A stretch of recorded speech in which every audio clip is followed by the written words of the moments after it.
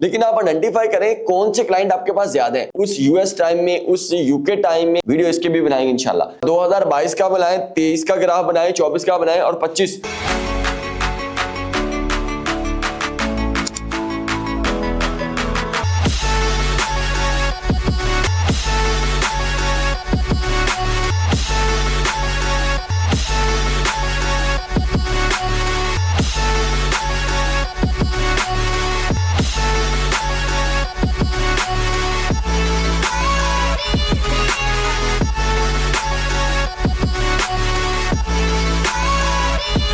ये वीडियो मेरी तमाम फ्रीलांसर्स के लिए, वो लोग जो यहाँ पाकिस्तान में बैठकर बाहर के मुल्कों में सर्विसेज दे रहे हैं। ये वीडियो उन तक लाजमी पहुंचाइएगा और मैं उनसे ये सवाल करता हूँ, क्या आपने कभी बहुत सारी प्रोफेशनल्स कंपनीज को छोड़ के, क्या आपने कभी इंडिविजुअल ये सोचा है, क्या आपने क्लाइंट के टाइम फ्रेम को समझा है? सबसे पहली बात, क्या आप एक कंट्री में खेल रहे हैं?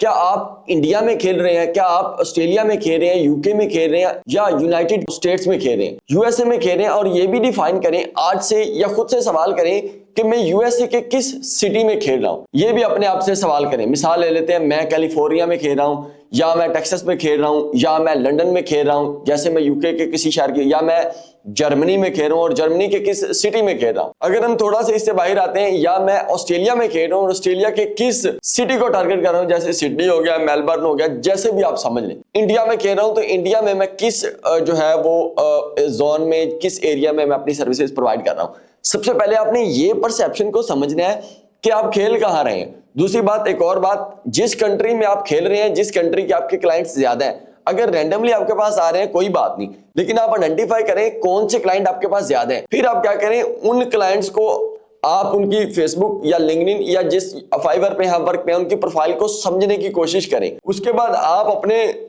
जो पाकिस्तानी टाइम को आप कहां कन्वर्ट कर दें, उस यूएस टाइम में, उस यूके टाइम में, उस जर्मनी टाइम में, ऑस्ट्रेलिया टाइम में, इंडिया टाइम में। मतलब अगर जैसे हम यूएसए का टाइम डिफरेंस देखें तो यहाँ यूएसए के इस टाइम तकरीबन मेरा ख्याल है सुबह हुई होगी, या तकरीबन इस टाइम 5 बजे का टाइम होगा। अगर ये वीडियो 5 बजे रिकॉर्ड हो रही है, वहां सुबह 5 बजे का टाइम होगा। तो आप क्या करें, अगर यूएसए में जिस टाइम दिन होता है, यूएसए में जैसे 9 बजे से लेकर शाम 6 बजे तक काम होता है, जो कि उनका वर्किंग टाइम है, उस टाइम आप रात में ऑनलाइन हो, मतलब आप यूएसए टाइम के मुताबिक हो जाए। अगर आप डॉलर्स बना रहे हैं, राइट। अगर हम यूके की बात करें, वहां पॉन्ड्स बना रहे हैं, तो वो पॉन्ड्स यूके का टाइम हमारे यूएस के टाइम से थोड़ा डिफरेंट है। इसी तरीके से अगर हम जर्मनी के टाइम को देखें, वो भी डिफरेंस है। इसी तरीके से हम ऑस्ट्रेलिया के टाइम को देखें तो वो भी डिफरेंस है। इस बात को अंडरस्टैंड करना है। दूसरी बात, एक चीज आप अंडरस्टैंड कर लें, आप एक नीश में खेल लें, आप एक जो है पूरे कंट्री के एक सिटी को टारगेट कर लें। यानी कि जैसे मिसाल ले लेती है, आजकल हम एक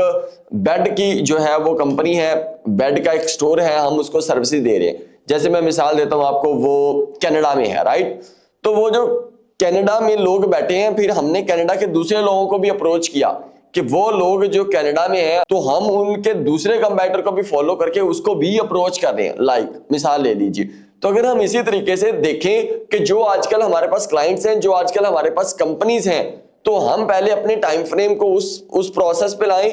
जब वो 9 बजे उठ रहे हैं, 6 बजे तक हम उस टाइम फ्रेम में हंटिंग करें, उस टाइम फ्रेम में ईमेल मार्केटिंग करें, उस टाइम फ्रेम में हम आउटरीच करें, उस टाइम फ्रेम में हम कोल्ड कॉल करें, या उस टाइम फ्रेम में हम बंदों को ढूंढें जिसको हमने ये सर्विसेज सेल करनी। अगर आपकी पॉकेट में इस टाइम एक क्लाइंट है, उसकी प्रोफाइल को रीड आउट करके उस जोन में जाके, उस एरिया में जाके, उस सिटी में जाके, उसके अदर कंपेटिटर्स को भी रीड करके वहां सर्विसेज सेल करने की भी कोशिश करें। लेकिन एक सवाल आखिर पे जो आपने कमेंट में बताना है, क्या आपने ये सोचा है कि उनके टाइम फ्रेम के मुताबिक, उनके कंट्री के टाइम के मुताबिक हम काम कर रहे हैं? एक चीज और, वो जो आप काम कर रहे हैं, क्या अदर कंपेटिटर्स को भी आप टारगेट कर रहे हैं या नहीं? दूसरी बात, अब एक नीश में जाएं और उसकी माइक्रो नीश में जाएं, फिर आप country to city wise target करें। इस तरीके से आपका क्लाइंट और मैच्योर होता जाएगा और प्योरीफाई होता जाएगा, और आपको क्लाइंट मिलने के और ईमेल जो आप उन्हें कर रहे हैं उसको ओपन होने के और आपको ऑर्डर मिलने के, यानी कि सेल्स आने के चांसेस बढ़ जाएंगे। मतलब ये कुछ महीनों से हम ये चीज इंप्लीमेंट कर रहे हैं और ये चीज फायदा दे रही है। ये चीज गाहे बगाहे हमारी कंपनी में जो आजकल हम एजेंसी शुरू करके बैठे हैं उसमें भी फायदा दे रही है। तो सोचा अगर हम फायदा उठा रहे हैं तो बेटे आप भी फायदा उठाएं। दूसरी बात, एक और चीज, 2022 का बनाएं, 23 का ग्राफ बनाएं, 24 का बनाएं और 25। याद रखें 22, 23 और 24, जो आप 22, 23, 24 में कर रहे हैं, प्लीज वो टेम्पलेट, वो तरीकाकार, वो स्ट्रेटजी 2025 में चेंज कर लें। मैं आपको एक छुपे कोड वर्ड में बात कर रहा हूं। 22, 23 और 24 की स्ट्रेटजी को चेंज कर लें, फिर 2025 में एक नए टेम्पलेट से, एक नई मिथ से, एक नई परसेप्शन से क्लाइंट हंटिंग करें। वीडियो इसके भी बनाएंगे इंशाल्लाह। अगर आपको लगता है आप क्लाइंट के टाइम फ्रेम के मुताबिक हैं, आप उस कंट्री के, उस सिटी के मुताबिक हैं, तो वेल एंड गुड। और क्लाइंट की प्रोफाइल को तसल्ली से रीड आउट करें, तसल्ली से, इससे आपको बहुत फायदा होगा। अपना और अपने साथ जुड़े लोगों का ख्याल रखें। इंशाल्लाह मिलते हैं नेक्स्ट वीडियो में। अल्लाह हाफिज।